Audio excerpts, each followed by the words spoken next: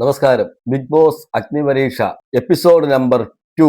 കഴിഞ്ഞ എപ്പിസോഡിൽ 20 പേര് വെളിയിലായിരുന്നു, 20 പേര് ഇന്നായിരുന്നു. അപ്പം ഈ എപ്പിസോഡിൽ ഔട്ടായ ആദ്യമേ ഇന്നാവാത്ത 20 പേരെ അകത്തേക്ക് കൊണ്ടുവരുന്നു. എനിക്ക് അതിനു മുമ്പ് പറയാനുള്ള കുറച്ച് കാര്യങ്ങളുണ്ട്. ഇത് ഒരു സ്കൂളും അവിടെ കുറച്ച് പ്രിൻസിപ്പാളുമാരും എന്നാണ് എനിക്ക് തോന്നിയത്. എന്താണെന്ന് വെച്ചാൽ ഈ രഞ്ജിനി ഹരിദാസിന്റെ ഒക്കെ പെർഫോമൻസ് കാണുമ്പം നമ്മൾ ഒന്നാമതേ അവിടെ വന്ന് നിൽക്കുന്നവർ ടെൻഷനിലാണ് നിൽക്കുന്നത്. അവരെ ടെൻഷൻ ആക്കുന്ന രീതിയിൽ ഭയങ്കരമായിട്ട് ഷൗട്ട് ചെയ്യുകയും ഒരുപാട് ഓവറായി പോകുന്ന പോലെ എനിക്ക് തോന്നി. നിങ്ങൾക്ക് ആർക്കെങ്കിലും തോന്നിയാലൊന്ന് കമന്റ് ചെയ്യണം കേട്ടോ. അവിടെ വരുന്നവർ തന്നെ ടെൻഷൻ അടിച്ചാ വരുന്നത്. അവരെ അതിൽ കൂടുതൽ ടെൻഷൻ അടിപ്പിക്കുന്ന രീതിയിലാണ് രഞ്ജിനി ഹരിദാസ് പെരുമാറുന്നത്. രഞ്ജിനി ഹരിദാസ് ആണ് ഇതിന്റെ ലാസ്റ്റ് വാക്ക് എന്നുള്ള രീതിയിലൊക്കെയാണ് രഞ്ജിനി ഹരിദാസ് പെരുമാറുന്നത്. ഒരു ജഡ്ജായിട്ട് ഇരിക്കാൻ കൊള്ളാവുന്ന ഒരാളാണോ രഞ്ജിനി ഹരിദാസ് എന്ന് ഇപ്പൊ നമുക്ക് തോന്നി തുടങ്ങിയിട്ടുണ്ട്. ഞാൻ കറക്റ്റ് ആയിട്ട് തുറന്ന കാര്യം പറയാമല്ലോ. അതിനകത്ത് പിന്നെയും കുറച്ചുകൂടെ ഒക്കെ മാന്യതമായിട്ട് മറ്റുള്ള രണ്ടുപേരും പെരുമാറുന്നുണ്ട്, റിയാസ് ആണെങ്കിലും അഖിലാണെങ്കിലും. പക്ഷെ ഒരു കണ്ടസ്റ്റൻസിനെ വരച്ച വരയിൽ നിർത്തി വരുതിയിൽ നിർത്തണം എന്ന് വിചാരിക്കുന്നത് പോലൊക്കെ എനിക്ക് ഈ പറയുന്ന രഞ്ജിനി ഹരിദാസിന്റെ ആ ഒരു ജഡ്ജ്മെന്റ് കാണുമ്പോൾ തോന്നുന്നുണ്ട്. ജഡ്ജ്മെന്റ് മാത്രമല്ല, അവിടെ വരുന്ന ഓരോ കണ്ടസ്റ്റന്റിനോടുള്ള ഒരു പെരുമാറ്റം, എടുത്തു ചാടിയുള്ള ഒരു പെരുമാറ്റം. എനിക്ക് തോന്നുന്നു ഈ അഗ്നിപരീക്ഷയിൽ ആദ്യം കൊണ്ടുവരേണ്ടത് ഈ രഞ്ജിനി ഹരിദാസിനെയാണ്. ഞാൻ എന്റെ അഭിപ്രായം പറഞ്ഞതേ ഉള്ളൂ കേട്ടോ. അപ്പൊ എന്തായാലും ആ 20 പേരും കയറി വരുന്നു. അഖിൽ മാരാർ അതിനിടയ്ക്ക് ഒരു ഡയലോഗ് ഒക്കെ അടിക്കുന്നുണ്ട്. അഖിൽ മാരാർ എപ്പോഴും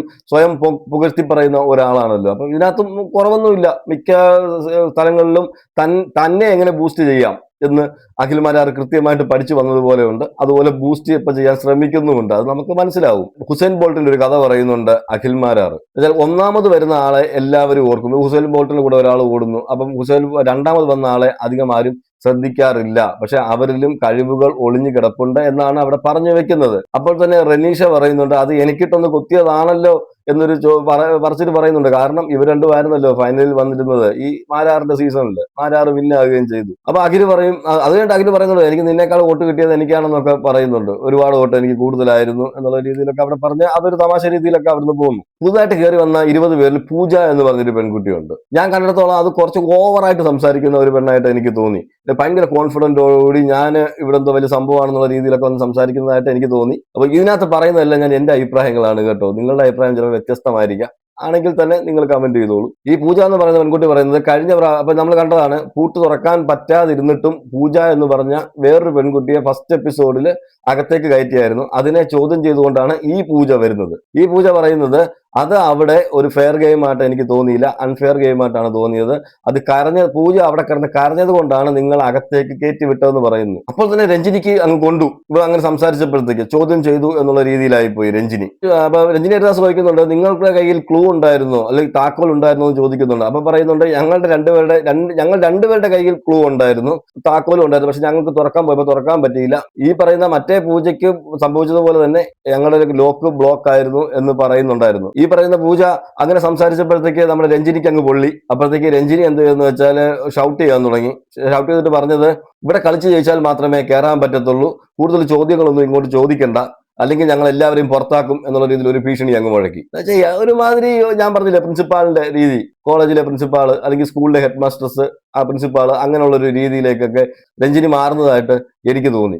ഒരു മാടമ്പി സ്വഭാവം. പിന്നെ രഞ്ജിനി പറയുന്നുണ്ട്, അത് ഫെയർ ആണോ അൺഫെയർ ആണോ എന്നുള്ളത് നിങ്ങൾ തീരുമാനിക്കേണ്ട, അത് പൂജയോ അതോ നിങ്ങളോ തീരുമാനിക്കേണ്ട, അത് ഓഡിയൻസ് തീരുമാനിച്ചോളൂ എന്നുള്ള രീതിയിൽ പറയുന്നുണ്ട്. നമ്മൾ ഇന്നലെ കണ്ടതാണ് അതിനകത്ത് എന്താണ് സംഭവിച്ചത്. പക്ഷെ അതിനകത്ത് ഇങ്ങനെ ഒരു ഗെയിം നടന്ന കാര്യം നമ്മൾ അറിഞ്ഞില്ല. എന്ന് വെച്ചാൽ ഇവർക്കും അതേപോലെ സംഭവിച്ചിരുന്നു എന്നുള്ളത് നമ്മൾ അറിഞ്ഞിരുന്നില്ല. ഇപ്പൊ പറയുമ്പോഴാണ് അറിയുന്നത്. പിന്നെ പൂജയ്ക്ക് അവിടെ നിന്നും സംസാരിക്കാൻ പറ്റിയില്ല, മിണ്ടാതിരുന്നു എന്നുള്ളതാണ്. പിന്നെ പഴയ പോലെ തന്നെ 3 പേരും 3 ടീമിനെ അങ്ങ് തിരിക്കുന്നു. 3 പേര് ടീമിനെ തിരിച്ച് അവരുടെ ഇൻട്രൊഡക്ഷൻ ആണ്. പിന്നെ അതിൽ റിയാസ് ഒരു ചോദ്യം ചോദിക്കുന്നുണ്ട്, ബോയ് ഫ്രണ്ടിനാൽ ചീറ്റ് ചെയ്യപ്പെട്ട ഇവിടെ ആരുണ്ടെന്ന് ചോദിക്കുന്നു. അപ്പോഴത്തേക്ക് ഒരു പെണ്ണ് പറയുന്നു, ഞാനുണ്ടെന്ന് പറയുന്നു. അങ്ങനെ അതിനെ ടീമിലേക്ക് എടുക്കുന്നു. രണ്ടുപേരും കണ്ട് പറയുന്നുണ്ട്, അതിനകത്ത് ഒരാളെ ടീമിലേക്ക് എടുക്കുന്നു. അതൊരു ഗ്രീൻ ഡ്രസ് ഇട്ട ഒരു പെൺകുട്ടി ഉണ്ടായിരുന്നു. അപ്പം അവരെ ഗ്രീൻ ഡ്രസ് അടിപൊളിയാണ് എന്ന് പറഞ്ഞിട്ട് സ്ഥിരം ഡയലോഗ് തന്നെ റിയാസിന്റെ, പെണ്ണുങ്ങളെ കാണുമ്പോൾ ഡയലോഗ്. അപ്പൊ പിന്നെ അതിനെ പിടിച്ച് അവരുടെ ടീമിലെ റിയാസിന്റെ ടീമിലേക്ക് എടുക്കുന്നു. പിന്നെ ഈ പറഞ്ഞ പൂജ എന്ന് പറയുന്ന പെൺകുട്ടിയെ രഞ്ജിനി ഹരിദാസ് എടുക്കുന്നു. എന്ന് വെച്ചാൽ നല്ല സംസാരിക്കുന്നുണ്ട് എന്നൊക്കെ പറഞ്ഞിട്ട് എനിക്ക് തോന്നുന്നു രഞ്ജിനിക്ക് പിന്നെ തോന്നിക്കാണും, ഞാൻ കുറച്ച് ഓവർ ആയിപ്പോയി, എന്നാൽ പിന്നെ അങ്ങ് റെഡിയാക്കിയേക്കാം, സോപ്പ് ആക്കിയേക്കാം എന്നുള്ള രീതിയിൽ എന്നെ ഇനി പബ്ലിക്കും ഒന്നും പറയണ്ട, രഞ്ജിനി എന്തായാലും ടീമിൽ എടുത്തല്ലോ, എന്നാകുമല്ലോ. അങ്ങനെയാണെന്ന് തോന്നുന്നു. എന്തായാലും പൂജയെ രഞ്ജിനി എടുക്കുന്നു. പിന്നെ അഖിൽ മാരാർ ചോദിക്കുന്നു സീസൺ 5 കണ്ടിട്ടില്ലാത്ത ആരുണ്ടെന്ന് ചോദിക്കുമ്പോൾ അതിനകത്ത് ഒരാളുണ്ട്. അതിനെ അഖിൽ മാരാർ എടുക്കുന്നു. റിയാസ് പിന്നെ ചോദിക്കുന്നത് അഖിൽ മാരാറെ അഡ്മയർ ചെയ്യുന്നവർ ആരാണെന്ന് ചോദിക്കുന്നു. അങ്ങനെ ആ പറയുന്ന ആളുടെ ടീമിൽ എടുക്കുന്നു. എന്തോ ഇന്ന് അഖിൽ മാരാർ തിരിച്ചൊന്നും പറഞ്ഞില്ല. ഇനി പറഞ്ഞിട്ടുണ്ടെങ്കിൽ തന്നെ അത് കട്ട് ചെയ്ത് കാണും. ടീമായിട്ട് തിരിച്ചവരെല്ലാം മാറ്റി നിർത്തുന്നു. എന്നിട്ട് രഞ്ജിനിയുടെ ടീമിനെ മുന്നോട്ട് വിളിക്കുന്നു ഗെയിം കളിക്കാൻ. ഇനി അവരുടെ ഇൻട്രൊഡക്ഷൻ ആണ്. എന്റെ പൊന്നപ്പാ, ഇൻട്രൊഡക്ഷൻ എന്ന് വെച്ചാൽ ഈ വന്നവർ മൊത്തവും കപ്പടിക്കാനാ വന്നത്. പൂജയാണ് സ്റ്റാർട്ട് ചെയ്യുന്നത്. ഞാനാണ് ഇവിടുത്തെ കപ്പടിക്കുന്നത്, ബാക്കി ആരും ഇവിടെ നോക്കണ്ട എന്ന് പറയും. അത് പിന്നെ വാലി പിടിച്ച് ആ ടീമിലുള്ള 5-6 പേരുണ്ട്. അവർ 6 പേരും കൂടെ ഞങ്ങളാണ് ഞാൻ കപ്പടിക്കും, നീ അടിക്കത്തില്ല, നീ അടിക്കും, ഞാൻ അടിക്കത്തില്ല എന്ന് പറഞ്ഞുള്ള തർക്കങ്ങളും പിന്നെ ഞങ്ങൾ ഓരോരുത്തരും കപ്പടിക്കുമെന്ന് പറഞ്ഞു. അപ്പൊ എല്ലാവർക്കും ആ കപ്പ് കൊടുത്തു വിടേണ്ട സാഹചര്യമായിരുന്നു. എല്ലാവർക്കും കൂടെ ബിഗ് ബോസിന്റെ ഒരു കപ്പെടുത്ത് ഇവർക്കെല്ലാം കൊടുത്താലോ എന്ന് പറയാൻ ബിഗ് ബോസ് അപ്പൊ വിചാരിച്ചു കാണും. എന്ന് വെച്ചാൽ അവിടെ കിടന്നങ്ങ് തർക്കീരാ, ഞാൻ കപ്പടിക്കും. ഇവിടുന്ന് അങ്ങോട്ടും കയറിയില്ല, അതിന് മുമ്പേ കപ്പടിയായിരുന്നു. അപ്പൊ ഇവരെല്ലാം പറഞ്ഞു കഴിയുമ്പോൾ അഖിൽ മാരാർ ചോദിക്കുന്നുണ്ട്, ഒരു വേൾഡ് കപ്പ് കഴിഞ്ഞ പ്രാവശ്യം ഒരു വേൾഡ് കപ്പ് നടന്നു, നമ്മളെല്ലാം കണ്ടതാണ്, ഒരു ടീം വിജയിച്ചു. ഓക്കെ, ഈ വേൾഡ് കപ്പ് നേടണമെങ്കിൽ നമ്മൾ എന്ത് ചെയ്യണം എന്ന് അഖിൽ മാരാർ ചോദിക്കുന്നുണ്ട്. ആ ചോദ്യം എനിക്ക് എന്തായാലും അഖിൽ മാരാറിന് ഇഷ്ടപ്പെട്ടു. കാരണം ഇവരെല്ലാവരും പറയുന്നു ഞാൻ കപ്പടിക്കും, നീ അല്ല കപ്പടിക്കുന്നത്, അങ്ങ് നേരെ യുദ്ധമാണ്. അപ്പൊ അവിടെ ഇരുന്നുകൊണ്ട് നമുക്ക് ധൈര്യം വേണം, നമുക്ക് അതിനു വേണ്ടി നമ്മൾ പ്രിപ്പയർ ആവണം എന്നൊക്കെ പറഞ്ഞ് ഒരുപാട് ഡയലോഗ് ഓരോരുത്തർ അടിക്കുന്നുണ്ട്. അപ്പൊ അഖിൽ മാരാർ പറയുന്നുണ്ട് അതിന് യോഗ്യതാ മത്സരം എന്നൊരു മത്സരമുണ്ട്. ആ മത്സരം ജയിച്ചാലേ നമ്മൾ വേൾഡ് കപ്പിലോട്ട് തന്നെ നമുക്ക് ക്വാളിഫൈ ചെയ്യാൻ പറ്റത്തുള്ളൂ. അപ്പം അതുപോലെ നിങ്ങൾ ഇവിടെ കിടന്ന് ഈ ഞാൻ കപ്പടിക്കും എന്ന് പറഞ്ഞതിനേക്കാൾ നിങ്ങൾ ഈ ലെവൽ എന്താ വെച്ചാൽ ഈ അഗ്നിപരീക്ഷ വിജയിക്കാൻ എന്ത് ചെയ്യണം, അല്ലെങ്കിൽ അഗ്നിപരീക്ഷ വിജയിച്ചെങ്ങനെ ബിഗ് ബോസിലോട്ട് കയറണം എന്നാണ് നിങ്ങൾ ആദ്യം വിചാരിക്കേണ്ടത്. അല്ലാതെ ഇപ്പോഴേ ഞങ്ങൾ കപ്പടിക്കും എന്നുള്ളതല്ല എന്ന് കൃത്യമായിട്ട് പറഞ്ഞ് മനസ്സിലാക്കുന്നുണ്ട്. അതെനിക്ക് ഇഷ്ടപ്പെട്ടു. എന്താണെങ്കിലും എന്ന് വെച്ചാൽ നമ്മൾ ക്വാളിഫൈ ചെയ്യണം. ആദ്യം ക്വാളിഫൈ ചെയ്തിട്ടല്ലേ നമ്മൾ അത് ലാലേട്ടനോട് നിങ്ങൾ പറഞ്ഞാൽ മതി ആര് കപ്പടിക്കും എന്ന് ചോദിക്കുമ്പോൾ ലാലേട്ടനോട് നിങ്ങൾ പറയുക എന്ന് പറയുന്നുണ്ട്. അതല്ലാതെ ഇവിടെ കിടന്നുകൊണ്ട് ഞങ്ങളോട് പറയണ്ട, നിങ്ങൾക്ക് ഇവിടെ ക്വാളിഫൈ ചെയ്യാനുള്ള മത്സരമാണ് ഇതൊക്കെ. അപ്പൊ ഇവിടുന്ന് ക്വാളിഫൈ ചെയ്ത് പോയാലല്ലേ നിങ്ങൾക്ക് കപ്പടിക്കാൻ പറ്റുമെന്ന് പറയുന്നുണ്ട്. അതെന്തായാലും എനിക്ക് പെരുത്തങ്ങ് ഇഷ്ടമായി. എന്നുവെച്ചാൽ അവർക്കെല്ലാം നല്ല അടി കിട്ടിയ പോലെ ആയിപ്പോയി. എന്നിട്ട് അതിനെ തന്നെ അഖിൽ മാരാർ പറയുന്നുണ്ട് ആത്മവിശ്വാസം ഒരിക്കലും ആവേശമാകരുത് എന്നും പറയുന്നുണ്ട്. എന്തായാലും കഴിഞ്ഞ എപ്പിസോഡിൽ കണ്ട 20 പേരെക്കാൾ ബെറ്റർ ആണ് ഈ 20 പേരെങ്കിലും എല്ലാം ഓവർ സ്മാർട്ടാണ്. ഒരു 90% ഓവർ സ്മാർട്ടാണ്. അവര് പഠിച്ചു വെച്ച് പറയുന്നത് പോലെ ഒരാൾ പറയുന്നു, അതിനെ താങ്ങി മറ്റുള്ളവർ പറയുന്നു. പിന്നെ എനിക്കിനകത്ത് 2-3 കാര്യങ്ങൾ തോന്നിയത്, വെളിയിൽ നിന്നൊക്കെ പ്ലാൻ ചെയ്ത് വന്ന് ഡയലോഗ് അടിക്കുന്നവരെയൊക്കെ ഉണ്ടോ എന്ന് എനിക്കൊരു സംശയമൊക്കെ ഇതിനകത്ത് തോന്നിയിട്ടുണ്ട്. അങ്ങനെ രഞ്ജിനിയുടെ ടീമിന് ടാസ്ക് കൊടുക്കുന്നു. ആ ടാസ്കിന്റെ പേരാണ് കട്ടക്കൂടാരം. ജോമെട്രിക്ക് രൂപം കൊടുക്കും. ആ ജോമെട്രിക്ക് ഉപയോഗിച്ചിട്ട് ഘടന നിർമ്മിക്കുക എന്ന് പറയും. ഘടന നിർമ്മിക്കുക എന്ന് പറഞ്ഞു കഴിഞ്ഞാല് അപ്പം ഈ ജോമെട്രിക്കിന്റെ അകത്ത് ഒരു ചുവന്ന ഒരു ബ്ലോക്ക് ഉണ്ട്. അതാണ് നിങ്ങൾ ആദ്യം വെക്കേണ്ടത്. ആ ചുവന്ന ബ്ലോക്കിന്റെ മേളിൽ ഓരോന്നായിട്ട് ഓരോ കളർ എടുത്തെടുത്ത് വെച്ച് ഈ ബസർ അടിക്കുന്നത് വരെ ആരാണോ ആ നിലത്തെ പോലെ തന്നെ ആ ഗ്ലാസിന്റെ ഒരു പരിപാടി ഉണ്ടല്ലോ, അതുപോലെ എനിക്ക് തോന്നിയത് ഗ്ലാസ് പൊക്കി വെക്കുന്നു, അത് താഴെ പോകരുത് ബസർ അടിക്കുന്നവരെ. അതുപോലെ തന്നെയാണ് ഇതും. അതിന്റെ വേറൊരു വേർഷൻ റെഡ് ബ്ലോക്കിന്റെ മേളിൽ ഇങ്ങനെ ഓരോന്ന് വെച്ചുകൊണ്ട് ഓരോന്നായിട്ട് വേണം വെക്കാൻ. അങ്ങനെ വെച്ച് മേളിൽ വരിക. അത് അതുപോലെ നിൽക്കണം, ബസർ അടിക്കുന്നത് വരെ അത് അങ്ങനെ സ്റ്റാൻഡിൽ തന്നെ നിൽക്കണം. അങ്ങനെ നിൽക്കുന്നവരെ വിജയിക്കത്തുള്ളൂ. അതിലും കളത്തരം കാണിച്ചവരുണ്ട്, 3-4 എണ്ണൊക്കെ ഒരുമിച്ച് കൊണ്ടുപോയി വെച്ചവരൊക്കെ ഉണ്ട്. പക്ഷെ അവരെയൊക്കെ കണ്ടുപിടിച്ചു എന്നുള്ളതാണ്. അപ്പൊ ഇതിനകത്ത് പൂജ അപ്പോഴും മറ്റുള്ളവരെ പഠിക്കുന്നുണ്ട്. അവിടെ മറ്റൊരാളുടെ ജോമെട്രിക്ക് ഈ സാധനം വീണിട്ട് ഈ പറയുന്ന പൂജയുടെയും തട്ടിപ്പോയായിരുന്നു. അപ്പോഴത്തേക്ക് പറയുന്നു ഞാനും വെച്ചിട്ട് വന്നതാണ്, ഈ പുള്ളി വന്ന് തട്ടിയിട്ടതാണെന്നുള്ള രീതിയിലൊക്കെ സംസാരിച്ചു. അപ്പോൾ അവിടെ പറയുന്നുണ്ട് ഇതെന്തിനാണ് ഇത് മറ്റുള്ളവരുടെ ദേഹത്തേക്ക് ഇത് തള്ളി വെക്കുന്നത്, അത് താഴെ വീണാൽ ഉടനെ തന്നെ നിങ്ങൾ അത് എടുത്ത് പിന്നെയും അത് പ്രിപ്പയർ ചെയ്യുക, അത് പിന്നെയും അത് അതുപോലെ ചെയ്ത് വെക്കാനാണ് ശ്രമിക്കേണ്ടത്. മറ്റുള്ളവരിലേക്ക് കുറ്റം ആരോപിച്ചുകൊണ്ടേ ഇരിക്കുന്ന ഒരു പൂജ. എനിക്കും അങ്ങനെയാണ് തോന്നിയത് കേട്ടോ. അതിനെന്തായാലും കൃത്യമായ മറുപടി അവിടെ കൊടുത്തിട്ടുണ്ട്. അപ്പൊ അവിടെ തന്നെ ഈ പൂജയോട് ഈ പറഞ്ഞ അഖിൽ മാരാർ പറയുന്നുണ്ട് മറ്റുള്ളവരെ എപ്പോഴും നമുക്ക് കുറ്റം പറഞ്ഞ് അങ്ങ് ജീവിക്കാൻ പറ്റത്തില്ല എന്ന് പറയുന്നുണ്ട്. ആദ്യമേ ഈ പൂജയെ തന്നെയാണ് ഔട്ട് ഹൗസിലേക്ക് വിടുന്നത്. അപ്പം പൂജയെടുത്ത് ഒരു ഉപദേശമായിട്ടൊക്കെ രഞ്ജിനി പറയുന്നുണ്ട്, പൂജ എല്ലാവരെയും കുറ്റം പറഞ്ഞിരിക്കുന്നു, അങ്ങനെ കുറ്റം പറയാൻ പാടില്ല എന്നുള്ളൊരു ഉപദേശമൊക്കെ കൊടുക്കുന്നുണ്ട്. എന്ന് വെച്ചാൽ രഞ്ജിനിക്ക് ആ ഉപദേശം ഒന്നുകൂടെ രഞ്ജിനിയും കൂടെ ഒന്ന് ആലോചിക്കുന്നത് നല്ലതായിരിക്കും. എന്ന് വെച്ചാൽ വന്ന് കയറിയത് മുതൽ ഇവരുടെ ദേഹത്തോട്ട് തന്നെ ചാടി കയറിക്കൊണ്ടിരിക്കുന്നത്. നല്ല ഒരു ഗെയിം കളിക്കാൻ വരുന്നവരുടെ മനസ്സും അടുപ്പിക്കുന്ന രീതിയിലാണ് രഞ്ജിനി അവിടെ പെരുമാറിക്കൊണ്ടിരുന്നത്. അങ്ങനെ ആ ഗെയിമിനകത്ത് 2 പേർക്ക് ഇൻഫിനിറ്റി കിട്ടുന്നു. അതിനകത്ത് വൈശാഖ് എന്ന് പറഞ്ഞ ഒരു UAE-യിൽ നിന്ന് വന്നതാണ്, ഈ ഗെയിം കളിക്കാൻ വേണ്ടി UAE-യിൽ നിന്ന് വന്നതാണ്. ആ പുള്ളിയാണ് സത്യത്തിൽ ആദ്യമേ ഇതൊക്കെ വെച്ച് കഴിയുമ്പോൾ അതിനകത്ത് ഒരു കളർ വെക്കാൻ വിട്ടുപോകും, ഒരു ഓറഞ്ച് കളർ വെക്കാൻ വിട്ടുപോകും. ആ ഓറഞ്ച് കളർ വെക്കാത്തതുകൊണ്ടാണ് ഈ പറയുന്ന വൈശാഖിന് ഇൻഫിനിറ്റി കിട്ടാതിരുന്നത്. അപ്പം അഖിൽമാരാർ പറയുന്നുണ്ട്, നമ്മൾ എന്ത് ചെയ്താലും അത് ഒരു ശ്രദ്ധ വേണം എന്ന് പ്രത്യേകം പറയുന്നുണ്ട്. പിന്നെ പറയുന്നുണ്ട്, ജഡ്ജസ് ഇതൊക്കെ ശ്രദ്ധിക്കുന്നുണ്ടെന്ന് നിങ്ങൾക്ക് മനസ്സിലായല്ലോ എന്നുള്ള രീതിയിലൊക്കെ ജഡ്ജസിനെ പൊക്കിയൊക്കെ വിടുന്നുണ്ട്. പിന്നെ റിയാസിന്റെ ടീമിന്റെ ഗെയിമാണ്, അവരും ഇൻട്രൊഡക്ഷൻ ആയിട്ട് വരുന്നുണ്ട്. എല്ലാവരുടെയും സെയിം ഇൻട്രൊഡക്ഷൻ തന്നെ, ഞങ്ങളെല്ലാം വലുത്, ഞങ്ങളാണ് വലുത് എന്നുള്ള ഇൻട്രൊഡക്ഷൻ. അപ്പൊ റിയാസിന്റെ ടീമിൽ നിന്ന് ജെറ്റി പി തോമസ് എന്ന് പറഞ്ഞൊരു കുട്ടി വരുന്നുണ്ട്. ആ കുട്ടി പറയുന്നത്, ജെറ്റി പി തോമസ് എന്ന് പറയുമ്പോഴത്തേക്ക് നിങ്ങൾ ഈ പേര് കേട്ട് തെറ്റിദ്ധരിക്കരുതെന്ന് പറയും. എന്നുവെച്ചാൽ എന്നെ ഈ പേര് കേട്ടിട്ട് ഒരുപാട് പേര് കളിയാക്കിയിട്ടുണ്ട് എന്നുള്ള രീതിയിൽ. അപ്പം അവർ അഖിൽമാരാർ പറയും, അങ്ങനെയാണെങ്കിൽ ബിഗ് ബോസ് എന്ന് പറഞ്ഞ ഷോയിൽ നിങ്ങൾ വരുമ്പോൾ ഒരുപാട് പേര് കളിയാക്കില്ലേ എന്ന് പറഞ്ഞു. അതൊന്നും എനിക്കിപ്പോ പ്രശ്നമില്ല എന്നുള്ള രീതിയിൽ സംസാരിക്കുന്നുണ്ട്. അപ്പൊ പറയുന്നുണ്ട്, ഇത് നമ്മുടെ മാതാപിതാക്കൾ ഇട്ട പേരല്ലേ, ഇതിനെന്താണ് കുഴപ്പം എന്നുള്ള രീതിയിൽ അഖിൽമാരാറും ചോദിക്കുന്നുണ്ട്. ഇങ്ങനെയൊക്കെയുള്ള ഇൻട്രൊഡക്ഷനിൽ എന്തെങ്കിലുമൊക്കെ സംസാരിച്ച് ഇങ്ങനെ പോകുന്നു. ഇതിനകത്ത് മറ്റേ അളകനന്ദ എന്ന് പറഞ്ഞൊരു കോഴിക്കോടുകാരി, ആ പുള്ളിക്കാരി വന്ന് കയറിയിട്ട് പറയുന്നുണ്ട്, ഞാൻ കോഴിക്കോട് നിന്നാണ് വരുന്നത്. വന്നപ്പോഴെ പറയും എനിക്കാണ് കപ്പെന്നുള്ള രീതിയിലാണ് വന്ന് നിൽക്കുന്നത്. ഈ അളകനന്ദ നാട്ടുകാരെ കുറിച്ച് പറയുന്നത് എന്താണെന്ന് വെച്ചാൽ, നീ എല്ലാം കൂടെ എന്നെ കുറെ പുച്ഛിച്ചതല്ലയോ, നീ എല്ലാം കണ്ടുപിടിക്കുക, ഞാനിപ്പോൾ ഇവിടെ എത്തി, ഞാനിപ്പോൾ ഈ അഗ്നിപരീക്ഷ എന്ന് പറയുന്ന ഈ സീസണിൽ എത്തിയിരിക്കുകയാണ്, കണ്ടുപഠിക്കണേ എന്നുള്ള രീതിയിൽ നാട്ടുകാരെ ആക്കുന്ന രീതിയിൽ സംസാരിച്ചു.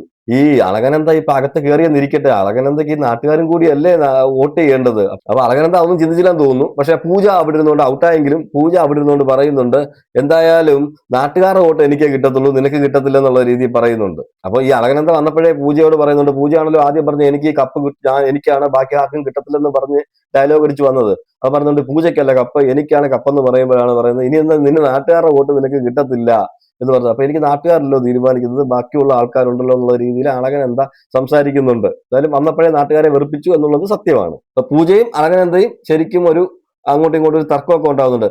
ഞാൻ കണ്ടപ്പോൾ ഈ സീസണിൽ ഈ രണ്ടാമത് കയറിയ 20 പേരില് ആ 20 പേരും എനിക്ക് നാടകം കളിക്കുന്നു എന്ന് എനിക്ക് സംശയമുണ്ട്. എന്ന് വെച്ചാൽ ഇവർ അങ്ങോട്ടും ഇങ്ങോട്ടും ചേരി തിരിഞ്ഞ് അങ്ങോട്ടും ഇങ്ങോട്ടും തർക്കമാണ്. ഇവരെല്ലാം വിചാരം ബിഗ് ബോസ് എന്ന് പറഞ്ഞ ഷോ ഇങ്ങനെ തർക്കിച്ചു കഴിഞ്ഞാൽ, അല്ലെങ്കിൽ നമ്മളുടെയൊക്കെ ഈ തർക്കമൊക്കെ കണ്ടു കഴിഞ്ഞാൽ ഇതിനകത്ത് ആരെങ്കിലും ഒരാൾ സെലക്ട് ആവും, അല്ലെങ്കിൽ ഞാനാവും, നീ ആകും, അപ്പൊ നമുക്കൊരു ഐഡിയ പൂർവ്വം കളിക്കാമെന്നുള്ള രീതിയിൽ പറഞ്ഞു വെച്ചിട്ട് വന്നിട്ടാണോ അവിടെ ഈ ഡയലോഗ് ഒക്കെ അടിക്കുന്നതെന്ന് എനിക്ക് ഡൗട്ട് ഉണ്ട്. എന്ന് വെച്ചാൽ വന്ന 20 പേരിൽ 20 പേരും അങ്ങോട്ടും ഇങ്ങോട്ടും തർക്കമാണ്. അതെന്തോ പ്ലാനോടെ വന്നതാണോ എന്ന് സംശയമുണ്ട്. ഒരാൾ മറ്റൊരാളോട് തർക്കിക്കുന്നു, മറ്റൊരാൾ ഇങ്ങോട്ട് തർക്കിക്കുന്നു. ഇത് ഇവരുടെ എല്ലാം വിചാരം ബിഗ് ബോസ് എന്ന് പറഞ്ഞാൽ ഇവരെല്ലാം കണ്ടേക്കുന്ന തർക്കമാണല്ലോ അകത്ത്.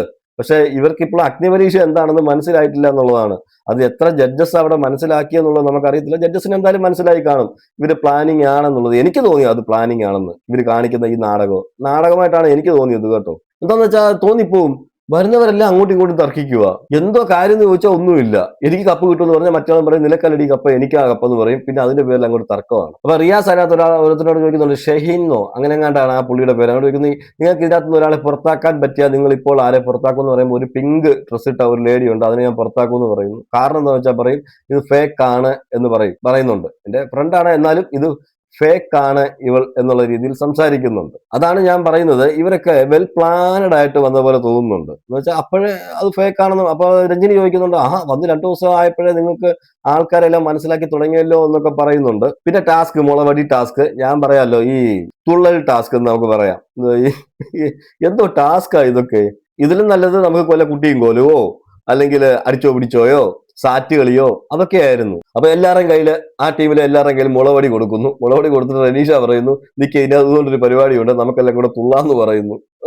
ചെണ്ടമേളം വരുന്നു. അപ്പൊ എല്ലാവരും കൂടെ എഴുന്നേറ്റ് ഡാൻസ് കളിക്കുന്നു. എന്നിട്ട് പറയുന്നത് അതിനകത്ത് ടാസ്ക് എന്താണെന്ന് വെച്ചാൽ, ഈ ചെണ്ടമേളം അടിക്കുമല്ലോ, അപ്പൊ ഇവരെല്ലാം ഇങ്ങനെ റൗണ്ടിൽ നിൽക്കണം, ഈ കമ്പ് ഇങ്ങനെ പിടിച്ചുകൊണ്ട് നിൽക്കണം. ഈ ചെണ്ടയടി നിൽക്കുന്ന സമയത്ത് കമ്പ് കയ്യിൽ നിന്ന് വിട്ടിട്ട് എല്ലാവരും കമ്പ് കയ്യിൽ നിന്ന് വിടണം. എന്നിട്ട് അടുത്ത കമ്പിൽ കയറി പിടിക്കണം.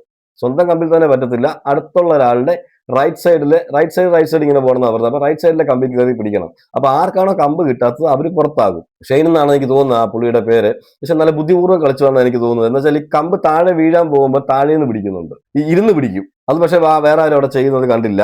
അപ്പൊ അതിനകത്തും ഗ്യാപ്പ് ഫില്ല് ചെയ്യുന്നില്ല എന്ന് പറഞ്ഞപ്പോ എല്ലാവരും കൂടി ഇങ്ങനെ അടുത്തടുത്ത് നിന്നായിരുന്നു കളിച്ചുകൊണ്ടിരുന്നത്. അപ്പോഴത്തേക്ക് അവിടെ ഈ ജഡ്ജസിന് കാണാൻ പറ്റുന്നില്ല. എന്ന് വെച്ചാൽ ഇവരെല്ലാം അടുത്ത് ഇങ്ങനെ കൂടി നിന്നാണ് ചെയ്തുകൊണ്ടിരിക്കുന്നത്. അപ്പൊ കമ്പ് പിടിക്കാൻ എളുപ്പമാണല്ലോ. അപ്പോഴത്തേക്ക് അവിടെ ഒരു തർക്കം ഉണ്ടാകുന്നു. അപ്പൊ രഞ്ജിനി ഫയർ ചെയ്യുന്നു, നിങ്ങൾ കുറച്ചും കൂടെ അകലം പാലിക്കണം, ഇല്ലെങ്കിൽ എല്ലാത്തിനും ഇറക്കി വിട്ട് കളയും. ഇത് രഞ്ജിനിയുടെ വായിൽ നിന്ന് വരുന്ന വാക്കുകളാണ്, ഇറക്കി വിട്ട് കളയും. എനിക്ക് രഞ്ജിനിയുടെ ഇന്നത്തെ എപ്പിസോഡിലെ പെർഫോമൻസ് ഒന്നും എനിക്ക് ഇഷ്ടപ്പെട്ടിട്ടില്ല. രഞ്ജിനി കുറച്ച് ഭയങ്കര ഓവർ, ചെറിയ ഓവറൊന്നുമല്ല, വലിയ ഓവറായിട്ട് എനിക്ക് തോന്നുന്നു. അപ്പൊ അതിനകത്ത് ലാസ്റ്റ് വരുന്നത് ശാശിയോ, ഞാൻ നേരത്തെ പറഞ്ഞില്ലേ, ആ പയ്യനും ഈ പറഞ്ഞ ജെട്ടി എന്ന് പറയുന്ന ആ പെങ്കൊച്ചുമാണ് ലാസ്റ്റ് വരുന്നത്. എന്നിട്ട് അവർ തമ്മിൽ ഇങ്ങനെ കമ്പ് ഇങ്ങനെ പിടിച്ചു കളിക്കും. അപ്പോഴത്തേക്ക് അതിനകത്ത് ലാസ്റ്റ് ശാശിയുടെ കൈ കിട്ടത്തില്ല കമ്പ്, ഈ പറഞ്ഞ ജെട്ടിയുടെ കയ്യിലാണ് കമ്പ് കിട്ടുന്നത്. പക്ഷേ ഈ ജെട്ടി എന്താന്ന് വെച്ചാല് ഈ കമ്പ് കറക്റ്റായിട്ട് വിടാതെയാണ് മറ്റേ കമ്പിൽ കയറി പിടിക്കുന്നത്, തറയിൽ മുട്ടാതെ ആണ് അപ്പുറത്തെ കമ്പിൽ കയറി പിടിക്കുന്നത്. അപ്പം അത് പിന്നെ ചെക്ക് ചെയ്യാൻ വേണ്ടി കൊടുക്കുന്നു. ചെക്ക് ചെയ്യാൻ പറഞ്ഞ ജഡ്ജസ് ആണ്. ജഡ്ജസ് ചെക്ക് ചെയ്ത് കഴിയുമ്പോൾ ബിഗ് ബോസിന്റെ ഭാഗത്തു നിന്നും ഒരു ഇത് വരുമല്ലോ, ഇത് ആരാണ് ഇത് കറക്റ്റ് ആയിട്ട് പോയെന്നുള്ളത്. അപ്പൊ അതൊന്നും അവിടെ പറയുന്നില്ല. ആ സമയത്ത് ചോദിക്കുന്നു, നമുക്കിന്ന് റീ ഗെയിം കളിച്ചാലും ചോദിക്കുന്നു. അപ്പൊ ജെട്ടി വിചാരിക്കും അങ്ങനെ റീ ഗെയിം കളിച്ചു കഴിഞ്ഞാൽ ജെട്ടി തോറ്റു പോകുമല്ലോ, ഇപ്പൊ ജെട്ടി വിജയിച്ച് നിൽക്കുന്നത്. അപ്പൊ ജെട്ടി പറയും വേണ്ട എന്ന് പറയും. അങ്ങനെയാണെങ്കിൽ വേണ്ട, ഒരു കാര്യം ചെയ്യാം, ശശി അങ്ങനെ എങ്ങാണ്ടാണ് പുള്ളിയുടെ പേര് കേട്ടോ, എനിക്ക് പേരൊന്നും നമുക്ക് അങ്ങോട്ട് പെട്ടെന്ന് കിട്ടുന്നില്ല. അപ്പം ആ പുള്ളി വിജയിച്ചതായിട്ട് പ്രഖ്യാപിക്കുന്നു. കാരണം എന്താണെന്ന് ചോദിച്ചാൽ മറ്റൊരു ഗെയിം നടത്താം, റീ ഗെയിം നടത്താമെന്ന് ഈ പറയുന്ന ജഡ്ജസ് പറഞ്ഞിട്ടും ജെട്ടി സമ്മതിക്കുന്നില്ല. അവൻ പറഞ്ഞു ജെട്ടി നീ തോറ്റു. കാരണം എന്താണെന്ന് വെച്ച് കഴിഞ്ഞാൽ ജയിച്ചത് ഈ പുള്ളിയാണ്, നിന്റെ കമ്പ് താഴെ മുട്ടിയിട്ടില്ലായിരുന്നു. പക്ഷെ റീ ഗെയിം നടത്താന്ന് പറഞ്ഞപ്പോൾ തർക്കിച്ചതാരാ, ഈ പറയുന്ന ജെട്ടിയാണ്. അതുകൊണ്ട് മറ്റേ പുള്ളിയെ ഈ പറയുന്ന വിന്നറായിട്ട് പ്രഖ്യാപിക്കുന്നു. ഇതൊക്കെ എന്തോ ഗെയിമാണെന്ന് എനിക്കറിയത്തില്ല, തുള്ളൽ ഗെയിം എന്നൊക്കെ പറയുന്നതിന്. ജെട്ടിയെ ഞങ്ങൾ ഔട്ട് ഹൗസിലോട്ട് വിടുന്നില്ല. ജെട്ടിയും ഓക്കെ വിൻ ചെയ്തതിലുള്ളതാണ്. പക്ഷെ ഇൻഫിനിറ്റി കിട്ടുന്നത് ഈ ടെഷിക്കാണ് എന്ന് പറയുന്നുണ്ട്. എന്നിട്ട് ഒരു പവർ കൊടുക്കും, ഈ പറയുന്ന ജെട്ടിക്ക് ഒരു പവർ കൊടുക്കും, ഈ കൂട്ടത്തിൽ ആരെയെങ്കിലും നിങ്ങൾക്ക് പുറത്താക്കാമെന്ന് പറഞ്ഞിട്ടുണ്ട്. അപ്പൊ ഈ പിങ്ക് ഡ്രസ് ഇട്ട ആ പെൺകുട്ടിയെ പുറത്താക്കുന്ന കാര്യം പറയുന്നു. എന്നിട്ട് പോയിട്ട് കെട്ടിപ്പിടിച്ച് നിന്നിട്ട് പറയുന്നു എന്റെ ഫ്രണ്ടാണ്, പക്ഷെ എനിക്ക് ഇവിടെ നിന്ന് കഴിഞ്ഞാൽ എനിക്ക് ഒരു എതിരാളിയാണ്, അതിനാൽ ഞാൻ പുറത്താക്കുന്നു എന്നുള്ള രീതിയിൽ പറയും. അതെന്തൊരു ഗെയിമാണ്? നിങ്ങൾക്ക് ചോദിച്ചത് എന്താണെന്ന് വെച്ചാൽ നിങ്ങൾക്ക് ഇതിൽ ആരെ പുറത്താക്കണം. അപ്പൊ അവിടെ നിന്ന് സ്ട്രോങ് ആയിട്ട് തന്നെ ഇന്നയാളെ പുറത്താക്കണം എന്ന് പറയുന്നതിന് പകരം കെട്ടിപ്പിടിച്ച് അവിടെ പോയിട്ട് എന്റെ ഒരു ഫ്രണ്ടാണ് എന്നൊക്കെ പറഞ്ഞ് അവിടെ ഒരു ഇമോഷണൽ ടച്ച് കൊണ്ടുവന്നത് കൊണ്ട് ആ പവർ ഇങ്ങ് തിരിച്ചെടുത്തു. ഓക്കെ, എന്നിട്ട് ആ പറയുന്ന ആ കുട്ടിയെയും ഇന്നാക്കി.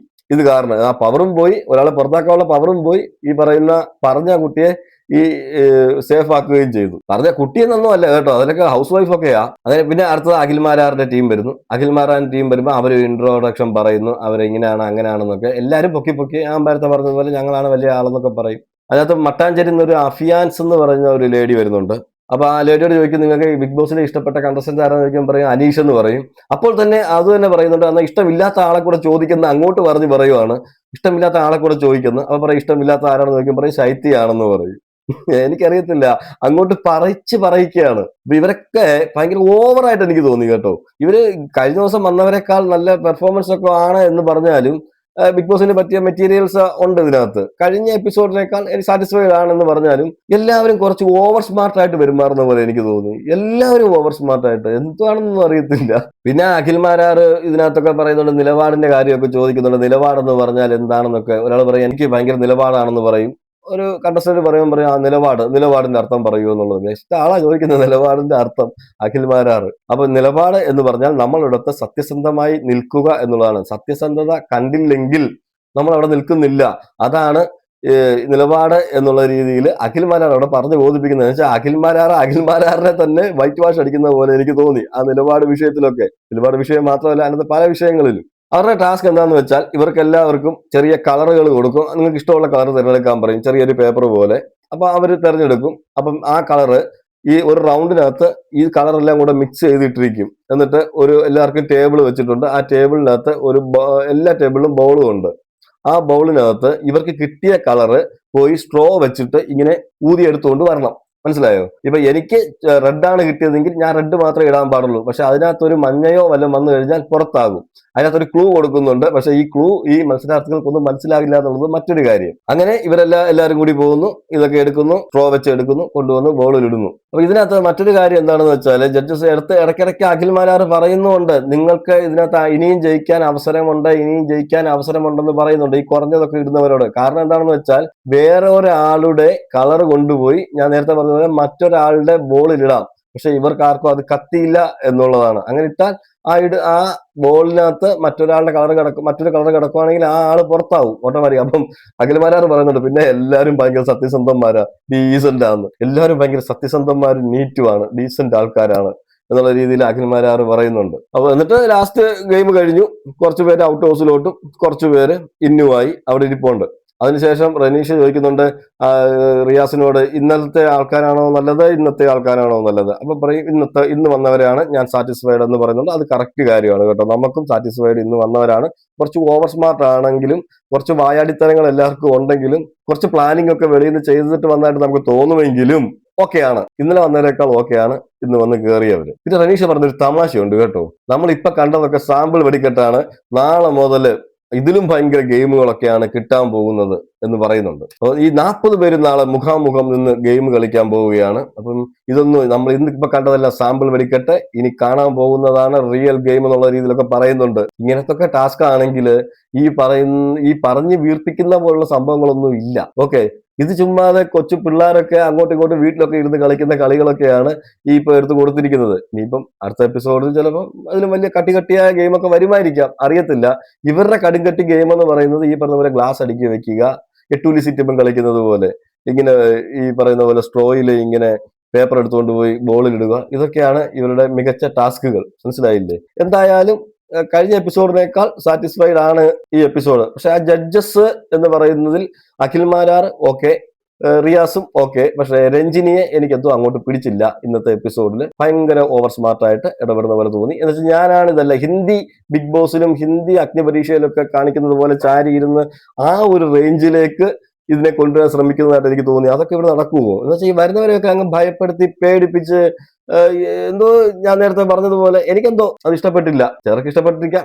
എനിക്കെന്തായാലും രജനിയുടെ ഇന്ന് കണ്ട എപ്പിസോഡിലെ ക്യാരക്ടർ എനിക്ക് ദേഷ്യം വന്നു എന്ന് വേണമെങ്കിൽ പറയാം. എന്ന് വെച്ചാൽ അവരൊക്കെ അത്രയും കഷ്ടപ്പെട്ടൊക്കെ അവിടെ വരുന്ന അവരെ പിന്നെയും മടുപ്പിക്കുന്ന രീതിയിലൊക്കെയാണ്, ഭീഷണിയുടെ സ്വരത്തിലൊക്കെയാണ് അവിടെ രഞ്ജിനി സംസാരിക്കുന്നത്. അതൊരു നോർമലായിട്ടൊക്കെ, പക്ഷെ അവിടെ റിയാസും ഇവർ അഖിൽമാരൊക്കെ അവരോട് കാര്യങ്ങൾ പറഞ്ഞ് മനസ്സിലാക്കുന്നുണ്ട്. രഞ്ജിനിക്ക് അതൊന്നും പറ്റുന്നില്ല. രഞ്ജിനിയാണ് അവിടുത്തെ ഫുൾ കൺട്രോൾ എന്നുള്ള രീതിയിലാണ് രഞ്ജിനി സംസാരിച്ച് തുടങ്ങിയിരിക്കുന്നത്. ഇത്രയൊക്കെ ഉള്ളൂ, പറയാനായിട്ട് വലുതായിട്ടൊന്നും ഇല്ല. ഇന്നലത്തെ പോലെ തന്നെ ഗെയിം കൊടുക്കുന്നു, അവരവരുടെ ഇൻട്രൊഡക്ഷൻ പറയുന്നു, ഗെയിം കളിക്കുന്നു, ഇൻഫിനിറ്റി നേടുന്നു, ചിലർ ഔട്ട് ഹൗസിലോട്ട് പോകുന്നു. ചുരുക്കം പറഞ്ഞാൽ ഇത്രയൊക്കെ ഉള്ളൂ. നിങ്ങൾ നിങ്ങളുടെ അഭിപ്രായങ്ങൾ കമന്റ് ചെയ്യുക. വീഡിയോ ഇഷ്ടപ്പെട്ടാൽ ലൈക്ക് ചെയ്യുക, കമന്റ് ചെയ്യുക, ഷെയർ ചെയ്യുക, ഹൈപ്പ് ചെയ്യുക. ഓക്കെ, മറ്റൊരു വീഡിയോ ആയിട്ട് നമുക്ക് കാണാം.